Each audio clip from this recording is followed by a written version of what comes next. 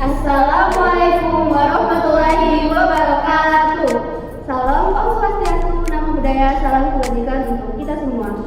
Halo semuanya, bertemu lagi bersama kami di channel YouTube Himaksi FEB UBB dalam program kerja Himaksi, yaitu disertasi, diskusi, serta tanya jawab tentang akuntansi volume 7 bersama Biro Kominfo Himpunan Mahasiswa Akuntansi Fakultas Ekonomi dan Bisnis Universitas Bangka Belitung. Di sini kami akan menjelaskan tentang apa sih itu disertasi. Disertasi merupakan diskusi serta tanya jawab tentang akuntansi yang meliputi pertanyaan-pertanyaan seputar akuntansi. Baiklah, perkenalkan saya dari Sulawesi Selatan, mahasiswi jurusan akuntansi angkatan 2023 dan rekan saya.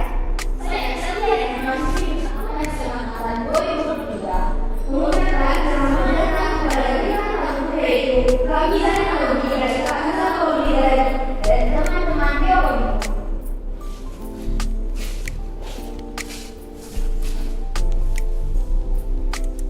Terima kasih saya ucapkan kepada bintang tamu karena sudah menyempatkan waktunya untuk berkumpul dan berbagi pengetahuan kepada kami pada disertasi kali ini. Dan berkat Tuhan Yang Maha Esa, kami diberi kesempatan untuk dapat menyelenggarakan acara ini. Semoga semuanya bisa berjalan lancar dengan tanpa adanya gangguan. Baik, sebelum memasuki rangkaian acara, saya akan membacakan apa saja agenda acara pada hari ini. Nah, yang pertama perkenalan bintang tamu, lalu yang kedua ada Q&A, lalu yang ketiga ada penutup. Baik, marilah kita sambut bintang tamu kali ini. Halo Kak, apa kabar? Halo. Nah, sebelum bincang-bincang lebih baik, kita kenalan dulu karena seperti kata pepatah, tak kenal maka tak sayang. Yuk, langsung aja kita kenalan, boleh dimulai dari Kak Nisa. Oke. Perkenalkan, nama saya Mizan Arobi dari DPM KM FEB UBB. Halo semuanya, perkenalkan nama aku Azaf Anjani, aku perwakilan dari BMKM FEB Kabinet Madafa Adinata. Halo Kak. Hai. Gimana nih Kak Sherly, bintang tamu kita keren-keren kan? Keren banget. Oke. Baiklah, sekarang kita Mungkin sekarang kita akan langsung ke pertanyaan saja ya Kak. Untuk pertanyaan pertama ini, Kakak ini kan ada dari Ketua DPM dan Gubernur Fakultas Ekonomi dan Bisnis. Nah, Kakak ini kan berarti sebagai pemimpin. Nah, menurut Kakak sendiri kepemimpinan itu apa sih Kak? Mungkin bisa dimulai dari Kak Mizan dulu. Oh, dari saya dulu. Oke. Boleh. Oke, baik. Kalau menurut saya sendiri, kepemimpinan itu adalah suatu kemampuan untuk kita bisa menginspirasi banyak orang. Artinya kita mampu untuk menggait orang-orang itu untuk mencapai sebuah tujuan yang telah kita tetapkan. Dan tidak hanya itu, bagi saya kepemimpinan itu kita tidak hanya memerintah ataupun mengontrol dari anggota kita, tapi kita juga harus mendengarkan dan juga memberi support kepada mereka agar apa yang telah kita tetapkan sebelumnya itu bisa tercapai. Itu kalau menurut saya. Nah, bagi Azza sendiri gimana Kak? Oke, bagi aku kepemimpinan itu adalah sebuah seni. Yang namanya seni, setiap orang kan pasti beda-beda. Entah itu dia membuat sebuah karya yang sama dengan motif, dengan gaya yang sama, pasti hasilnya akan berbeda. Dan bagi aku sendiri, seni yang aku sedang buat sekarang sama rekan-rekan BEM di Madafa Adinata adalah seni tentang menjadi pemimpin tanpa otoriter itu. Jadi kepemimpinan yang kami bawa adalah gaya kekeluargaan dan gaya keharmonisan yang lebih tinggi lagi. Dimana untuk Madafa Adinata sendiri kami pimpin dengan sebijak mungkin dan selembut mungkin, namun tetap tegas. Gitu sih. keren. Baik, selanjutnya kita lanjut ke pertanyaan kedua ya Kak. Ya. Nah, pertanyaannya, bagaimana sih pemimpin dapat memotivasi anggota tim untuk mencapai tujuan dari organisasi tersebut? Boleh? Dari aku ya. Boleh. Oke. Sebelum kita bisa memotivasi orang, tentunya kita harus memotivasi diri kita sendiri terlebih dahulu. Kalau aku sendiri sih, aku semaksimalin apapun yang bisa kita raih, entah itu di bidang prestasi, di bidang akademik atau non akademik, atau di organisasi. Setelah itu kita nunjukin hasil bahwa apapun yang kita lakuin ini loh hasilnya positif dan bermanfaat. Dari situlah tumbuh motivasi terbesar yang akan ditularkan ke rekan-rekan kita. Karena manusia ini kan kalau belum melihat hasilnya itu belum tahu hasilnya, mereka jarang untuk nyemplung atau nyoba duluan. Jadi kita dulu yang memotivasi diri kita sendiri, baru mungkin nanti kita bisa memotivasi orang lain dengan bukti nyata tadi. Dari Kak Mizan? Oke. Nah, kalau dari saya sendiri itu ya benar kata Kak Aza tadi. Bagaimana sebelum kita bisa memotivasi orang lain, tentu kita harus bisa memotivasi diri kita sendiri terlebih dahulu. Yaitu dengan melakukan semua hal yang bisa kita lakukan itu dengan semaksimal mungkin. Ya terutama kita harus meningkatkan kepercayaan diri kita terlebih dahulu. Nah, setelah itu baru kita bisa mengajak orang lain, yaitu kita bisa memberikan sebuah motivasi agar mereka itu bisa percaya diri juga, bisa melakukan apa yang bisa mereka lakukan. Karena di dunia ini itu tidak ada orang yang tidak berguna. Ya, dari kita itu bagaimana bisa meyakinkan bahwa setiap orang itu memiliki perannya masing-masing. Jadi jangan minder, jangan takut, lakukan apa yang bisa dilakukan, lakukanlah yang terbaik agar bisa mencapai apa yang ingin kita capai. Oke. Mungkin kita lanjut ke pertanyaan selanjutnya, Kak. Kakak ini kan sebagai pemimpin. Terus dalam melakukan kepemimpinan itu otomatis kan pasti harus melakukan inovasi kan. Kira-kira apa sih tantangan yang hadapi dalam melakukan inovasi dalam organisasi tersebut? Mungkin bisa dijawab kan? Siapa dulu nih? Boleh. Oke. Inovasi, organisasi, khususnya saya membicarakan di FEB ya.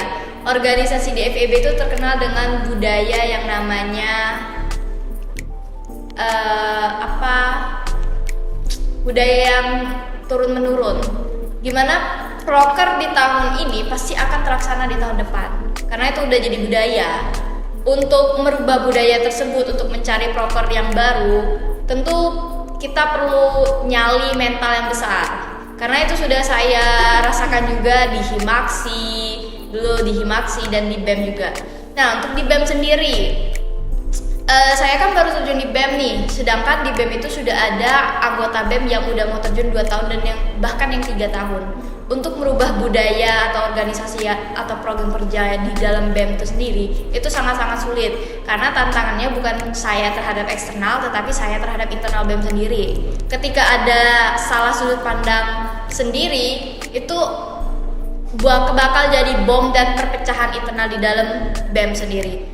Di BEM sendiri kemarin tuh sebelum kami seharmonis ini, mungkin kami sering berbeda pandangan di dalam BEM sendiri. Contohnya itu kegiatan Ecofest kemarin. Untuk kegiatan Ecofest ada 2 sudut pandang. Ada yang ingin melaksanakan dengan besar dan ada yang ingin melaksanakan dengan seadanya dan membudayakan Ecofest di tahun kemarin. Tapi gimana dari hasil kedua ini kita musyawarah untuk yang terbaik. Dan apakah kita harus tetap stuck untuk melakukan sesuatu hal tuh di hal-hal yang itulah, ataukah kita mau menjadi agent of change atau agen perubahan untuk jadi lebih baik lagi? Karena setiap periode itu kondisi organisasi itu pasti berbeda, orang-orangnya udah beda, budayanya udah beda, trennya pun beda. Kalau kita nggak ada inovasi di setiap tahunnya, itu siap-siap organisasi kita itu nggak dipandang lah dan nggak akan bermanfaat baik untuk diri sendiri ataupun untuk orang lain. Itu sih mungkin tantangannya lebih ke internal dulu baru eksternal. Nah, untuk Kak Mizan gimana nih? Ya, melanjutkan dari penjelasan Kak Aza tadi, ya yang utama itu kalau kita ingin melakukan sebuah inovasi itu yang pasti nggak semua orang bakal menerima apa yang ingin kita rubah. Pasti adanya penolakan. Namun kita tidak boleh menyerah begitu saja dengan apa yang ingin kita rubah, yaitu kita harus perjuangkan. Tetapi dalam memperjuangkannya kita tidak boleh langsung memaksa mereka untuk menerima inovasi tersebut. Tetapi bagaimana kita harus memberikan sebuah penjelasan, terutama sebagai seorang pemimpin, bahwa inovasi ini itu mengarah ke lebih baik lagi untuk organisasi tersebut. Dan kita juga harus menerima mereka untuk perlahan sedikit demi sedikit untuk menerima inovasi tersebut, sehingga hal itu bisa dijalankan tetapi juga tidak melalui sebuah paksaan. Baik, pertanyaan selanjutnya yang keempat. Nah, kakak kan pastinya sibuk nih. Gimana sih cara kakak membagi waktu, misalnya bagi waktu kuliah, nah dan bagi waktu organisasi, gimana kak? Oke. Ya, hal ini merupakan sebuah pertanyaan umum kan. Bagaimana cara kita itu memanajemen waktu kita?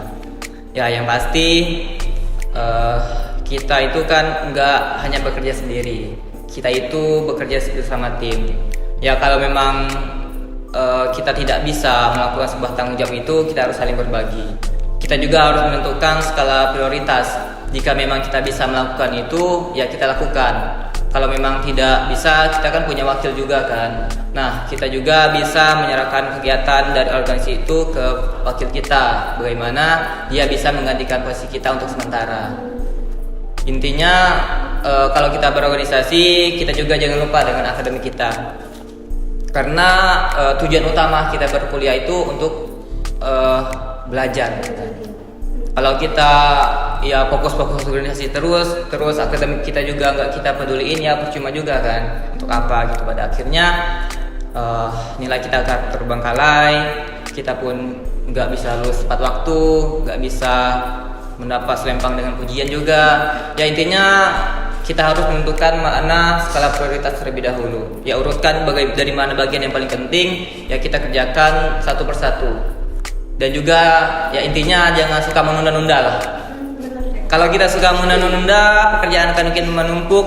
Ya pada akhirnya kita akan pusing sendiri. Pengalaman. Ya pengalaman sih. Suka menumpuk. Ya. Aiza sendiri gimana nih kak? Oke, aku setuju sih sama Mizan tadi skala prioritas. Namun skala prioritas kesuksesan orang kan beda-beda.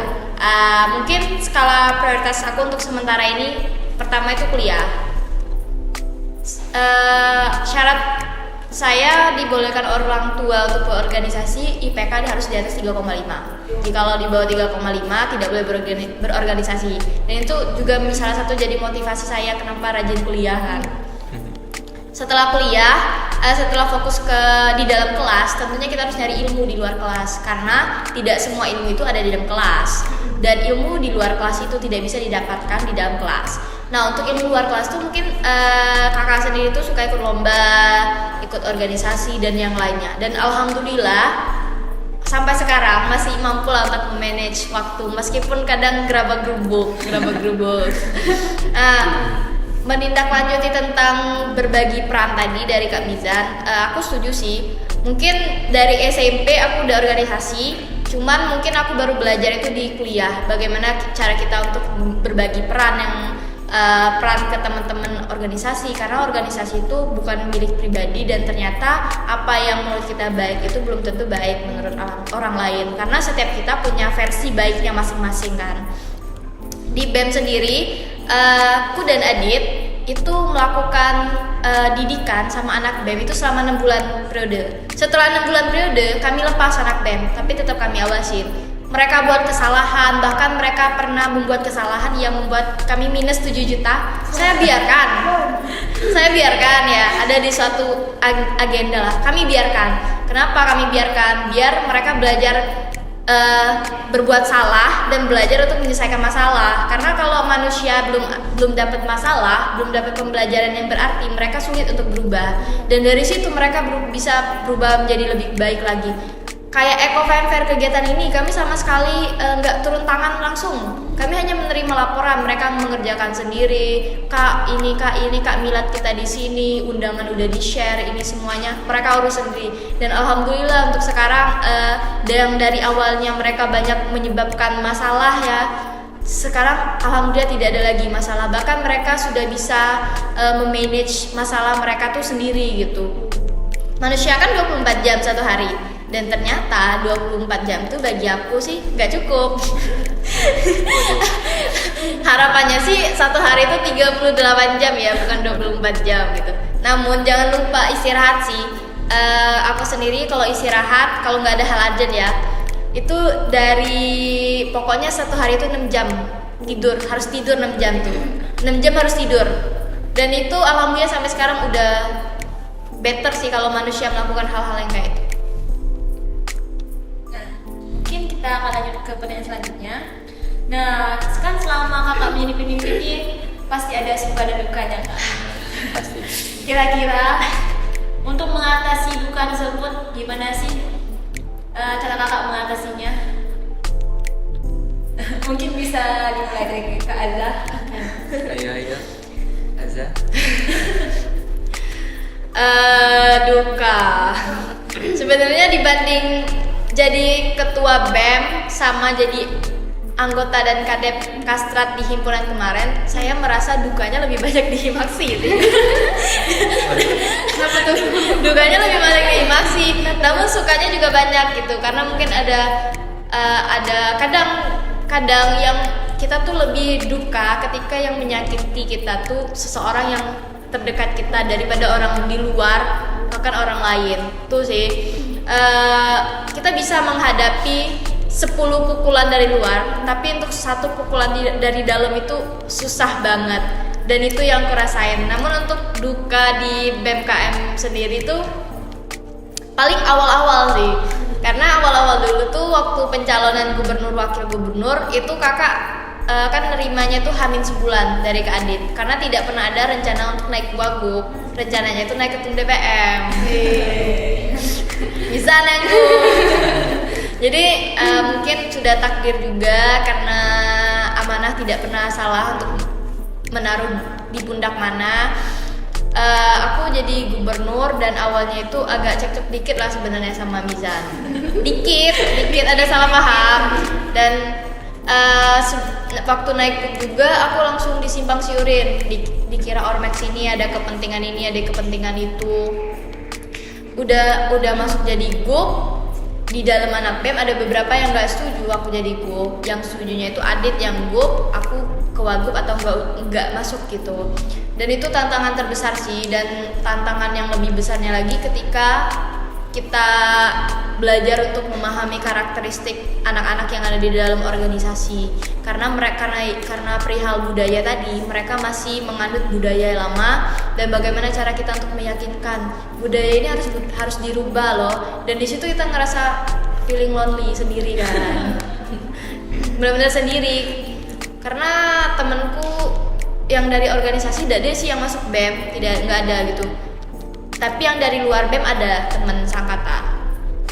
Di situ sendiri, bahkan 1 bulan jadi BEM tuh mikirin gimana caranya mereka nyaman dengan kehadiranku gitu.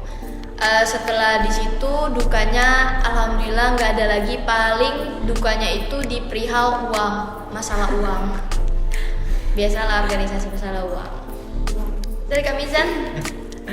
Ya, aduh, cukup menarik sih yang disampaikan Kak Azza tadi.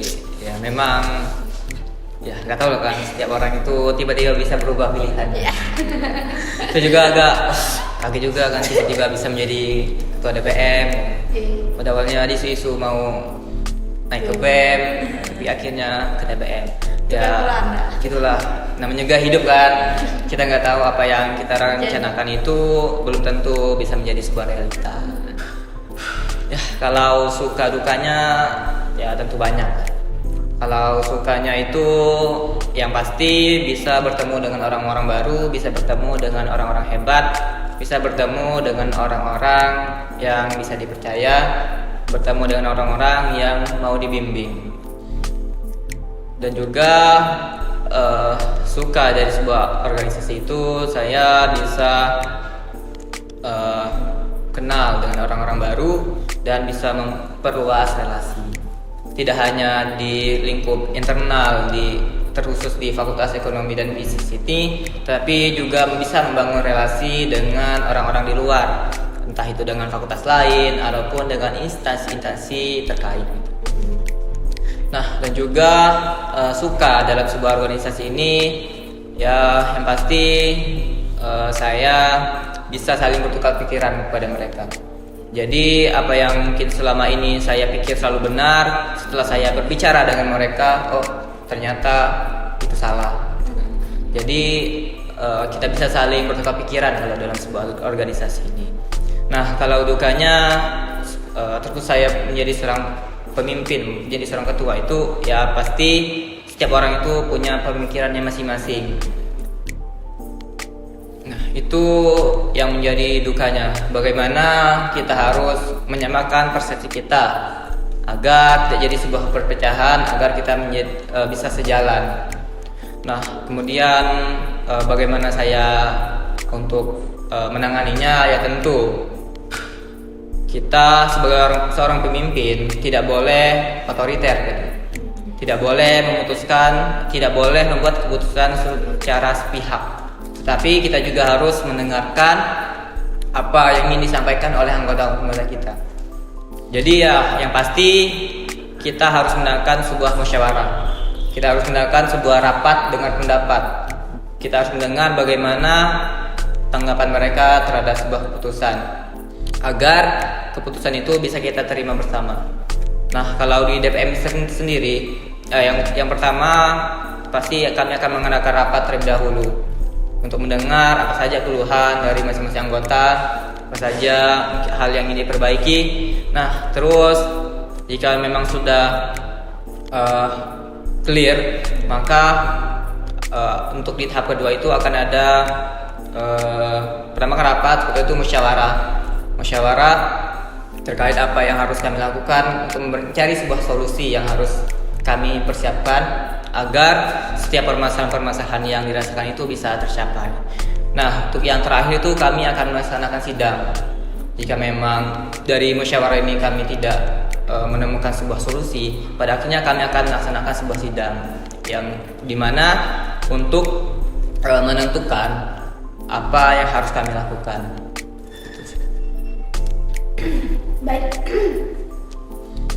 Baik, untuk pertanyaan selanjutnya nih, kakak berdua kan pasti ada capeknya gak sih kalau udah organisasi, belajar. Nah, gimana cara kakak mengatasi rasa capek tersebut? Apakah dengan nonton konser, nonton drama? Ya, gimana? Boleh, siapa dulu? Yang suka konser. Boleh, Kak dulu. Oke,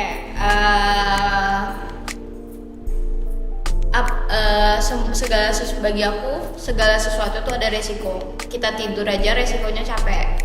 Tidur seharian itu pasti buat kita capek, bukan nambah kita seger kan kalau udah berlebihan. Nah, untuk organisasi, ikut lomba, kuliah dan yang lainnya, resiko pertama itu kadang-kadang bingung untuk misalkan pasti ada problem kan, ada problem di organisasi, ada problem di kuliah, ada problem di kegiatan yang lainnya, itu pasti ada masalah semuanya. Bingungnya itu masalah ini harus kita ceritakan kemana, terutama ketika kita menjadi ketua, karena tumpukan anggota itu pasti ke ketua. Kak Aza, ada nih Kak Aza, ada nih Kak Aza, ada nih Kak Aza, ada nih cemana. Kita cuma bisa jawab bisa, tenang, aman, padahal di dalam hati kan bergabung. Nah, terutama kalau kita juga sendiri kan, kayak mungkin misalkan orang yang punya pasangan, dia bisa menceritakan itu dengan pasangan. Tapi kalau kita yang sendiri itu kan kadang bingung untuk cerita ke siapa. Cerita ke temen juga, kadang-kadang kalau kita cerita ke temen itu ada orang yang sifatnya karena dia tidak mengerti dengan organisasi, dengan diri kita, mereka nyalahin kita, malah tua dibilang jangan banyak organisasi ini. Padahal tiap orang tuh kan punya pilihan, dan ketika kita bercerita harusnya yang kita lakukan itu dengarkan dan kasih motivasi. Itu sih menurut aku kan. Susah tempat numpang cerita paling. Jadi numpuk kita sendiri kan, numpuk di sendiri, ada saatnya dan ada waktunya. Saking tidak bisa cerita lagi, kita nangis sendiri pasti. Dan itu sudah saya rasakan. Paling nyari ruangan sepi, nangis sendiri, atau enggak kalau emang tidak bisa dikontrol lagi di tempat ramai, gak bisa untuk kita meneteskan air mata. Cuman apa yang bikin hal semangat lagi adalah ngelihat senyuman dari anak-anak Ormawa, entah itu di BEM, entah itu di himpunan, terus ngelihat mereka yang FEB yang semakin berprestasi, yang semakin grow, bahkan relasi mereka yang semakin banyak di tingkat nasional. Mungkin tuh sih yang membuat kita bangkit lagi meskipun sedih. Dan mungkin yang cara yang lainnya tuh karena aku pencinta astrofilia alam, jadi paling aku lihat langit, lihat laut, lihat matahari terbenam. Karena bagi aku langit kan luas, laut kan luas. Sebesar dan sebanyak apapun permasalahan kita, ketika kita lihat langit, itu artinya Tuhan mempunyai banyak cara juga untuk menyelesaikan itu. Itu sih kenapa aku sangat-sangat mencintai langit dan sangat-sangat mencintai laut. Karena bagi aku penandaan permasalahan dan penyelesaian itu digambarkan Allah lewat alam semestanya. Konser nggak? Konser tuh menemani teman. Kalian cari jodoh. Bonusnya itu kan. Cari jodoh di masjid kan. Boleh ibadah, astagfirullah. Kajian. Oke. Nah, kalau untuk saya sendiri ya, kalau bilang nggak capek ya nggak mungkin juga kan. Ya pasti bakal menemui yang namanya tuh ya titik terendah lah kalau saya bilang. Bagaimana semua permasalahan yang terjadi baik itu di organisasi, kemudian di kelas, dan juga dari pribadi juga itu kan ya ada di mana kita tuh merasakan di titik terendah pada di saat kita tuh nggak tahu lagi mau apa. Nah, namun ya setiap orang punya caranya tersendiri bagaimana untuk menghadapi rasa lelah tersebut. Ada yang mungkin dibilang tadi bercerita dengan teman, bercerita dengan pasangan, dan tadi melihat langit, kan, melihat lautan. Nah, kalau bagi saya sendiri, kalau untuk mengurangi rasa lelah, bukan menghilangkan, tapi untuk mengurangi rasa lelah itu, ya yang pasti saya bakal mengajak, enggak mabar, tapi bakal mengajak teman saya untuk ngecamp di pantai. Siapa tuh gambarnya? Siapa tuh? Nah, ya itu sih palingan bakal ngajak teman, yuk kita ngecamp ke pantai nih kan, dengan alasan udah lama nih nggak ngecamp, yuk ngecamp. Padahal sekalian tuh ya untuk melepas rasa stres lah gitu kan. Karena bilang tadi kan, karena saya suka sih langit malam, saya suka langit malam, apalagi di tempat terbuka kan, di pantai itu ya kita memiliki pandangan yang lebih luas untuk melihat lautan dan melihat langit, melihat bintang-bintang, bulan, dan ya planet-planet lah kalau asal intinya gitu kan. Nah itu bisa mengurangi sedikit ya rasa lelah saya. Dan juga tadi juga dengan mabar juga kan tuh. Sampai pantai ya. Bukan lihat langit, mabar. Ya karena kan ya kalau cowok kan tuh kalau main game itu hal biasanya untuk mengurangi stres lah sedikit. Cewek. Ya kalau nggak ngurangi stresnya nambah stres karena kalau kalah terus kan. Turun rank. Ya dan juga selain dengan ngecamp tadi dan main game, hal yang membuat saya kemudian menjadi lebih bersemangat lagi dan tiba-tiba rasa lelah itu menghilang. Yaitu ketika saya melihat terutama itu anggota saya ataupun orang-orang di sekitar saya itu tetap tersenyum. Karena setiap orang kan nggak mungkin nggak ada masalah. Setiap orang itu pasti memiliki masalah. Nah dengan melihat mereka tersenyum, begitu serentak saya berpikir, wah mereka juga bisa semangat, kok malah saya yang terlalu terpuruk oleh keadaan.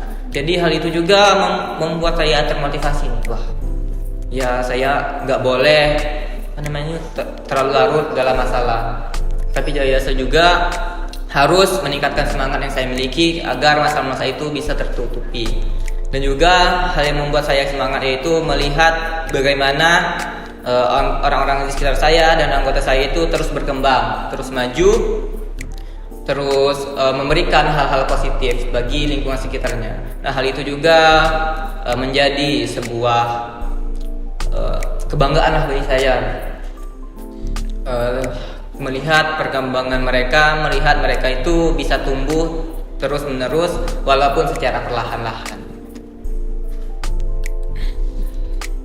Kita lanjut ke pertanyaan terakhir ya Kak. Oke. Misalnya aku ataupun Desi nih mau, ataupun teman-teman lain mau jadi pemimpin, ya kira-kira gimana sih tipsnya menurut kakak untuk membangun sifat pemimpinan tersebut? Mungkin bisa dijawab Kak. Reason? Oke, nah kalau tips dari saya sendiri ya, hal yang pertama yang harus kita lakuin yaitu adalah dengan menghargai sekecil apapun pencapaian kita dan menghargai sekecil apapun pencapaian orang lain. Nah, jadi kita harus menghilangkan sifat iri dengki dalam hati kita. Kita tidak boleh sebagai seorang pemimpin itu kita merasa iri dengan perkembangan dari anggota kita. Hal itu tidak boleh kita lakukan, tetapi kita harus merasa senang dengan apa yang mereka capai. Nah, itu yang pertama tadi terkait ya bilang apresiasi diri lah, apresiasi diri dan orang lain. Nah, untuk selanjutnya yaitu kepercayaan diri. Bagaimana kita ingin menjadi seorang pemimpin, tapi kita tidak memiliki kepercayaan diri, ya percuma gitu kan. Saat kita ingin tampil di depan, terus kita tidak memiliki rasa percaya diri, ya pada akhirnya kita akan takut. Saat kita takut, ya bagaimana orang lain mau mengikuti kita, mau menerima arahan kita kalau dari kita sendiri itu nggak percaya diri. Nah, kalau dari saya sendiri dan juga harus bisa mengatasi 4 hal. Yang pertama itu rasa marah. Bagaimana seorang pemimpin itu harus mengontrol emosinya, yaitu harus memiliki kontrol emosi yang baik. Nah, untuk selanjutnya itu harus meninggalkan zona nyaman. Jadi menjadi seorang pemimpin itu tidak boleh terlalu nyaman di zona nyaman. Bagaimana kalau kita terlalu santai-santai, pada akhirnya kita tidak bisa berkembang. Nah, untuk selanjutnya rasa takut tadi. Bagaimana kita harus mengatasi rasa takut kita. Kita harus menghilangkan rasa takut kita harus meningkatkan rasa percaya diri kita. Dan kita harus optimis atas apa yang kita lakukan. Jangan kita belum melakukan sesuatu, kita sudah pesimis terlebih dahulu. Hal itu tentu akan mengurangi rasa percaya diri kita dan meningkatkan rasa takut kita. Dan yang keempat itu jangan terjebak dengan masa lalu. Bukan maksudnya pasangan ini kan, maksudnya kita jangan terlalu fokus dengan apa yang sudah terjadi, tapi kita harus fokus dengan apa yang kita hadapi sekarang agar apa yang kita pelajari ataupun apa yang kita ingin lakukan ini bisa bermanfaat ke depannya dan bisa bermanfaat bagi orang lain. Ya, bisa dibilang masa sekarang ini itu bisa menjadi sebuah batu loncatan bagi kita di masa depan nanti. Kalau dari saya. Oke, kalau versi aku ya mungkin nggak jauh beda juga dari Mizan. Tapi yang pertama, ketika kamu ingin menjadi pemimpin, sifat yang harus kamu punya adalah ikhlas.